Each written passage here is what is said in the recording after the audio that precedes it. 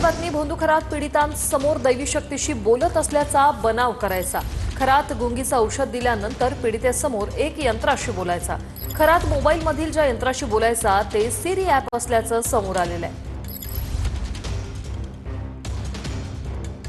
खराचे हे जे कारनामे आहेत ते आता हळूहळू बाहेर यायला लागलेले आहेत। भोंदू खरात पीडितांसमोर एका यंत्राशी बोलायचा। कृष्णा सोनारवाडकर आमचे प्रतिनिधी आपल्यासोबत थेट जोडले गेलेले आहेत। कृष्णा, काय सविस्तर अपडेट?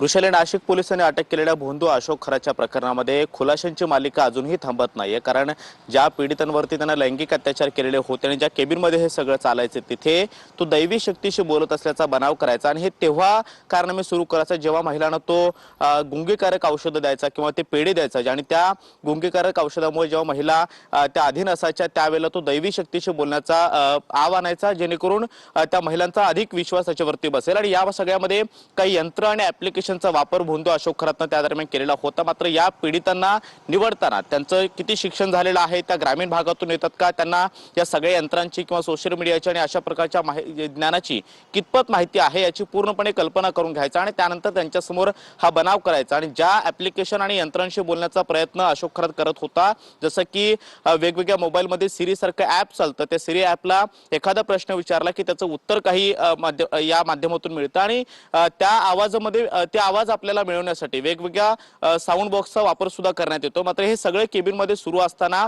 पीडितांना जेव्हा गुंगीकारक औषधं अशोक खरात देत होता त्यानंतर हे सगळं चालायचं आणि त्यामुळे अडाणी असणारे किंवा अशिक्षित असणाऱ्या ग्रामीण भागातल्या महिला त्याच्यावरती अधिक विश्वास ठेवायचा आणि खरोखरच भोंदू अशोक खरात हा कुठेतरी दैवी शक्तीशी बोलतोय आणि त्यालाही उत्तरे मिळत आहेत अशा पद्धतीचा विश्वास त्यांचा बसायचा। आणि त्यानंतर हा विश्वास अधिकच दृढ झाल्यानंतर त्यांच्यावरती अत्याचाराची मालिका जी आहे ती भोंदू अशोक खरातनं सुरू ठेवलेली होती। खरं तर खरातकडे येणारी जी भक्तांची रांग आहे किंवा त्याच्याकडे येणारी जी गर्दी आहे त्या दरम्यान वेटिंग वरती तुम्ही असाल तर तुमची प्राथमिक माहिती संकलन करण्याचं काम भोंदू अशोक करायचा। म्हणजे नाशिक जिल्ह्यातल्या ज्या महिला आहेत किंवा ग्रामीण भागातल्या आहेत तिथे भोंदू अशोक खराचं एक मोठं जाळं असण्याची।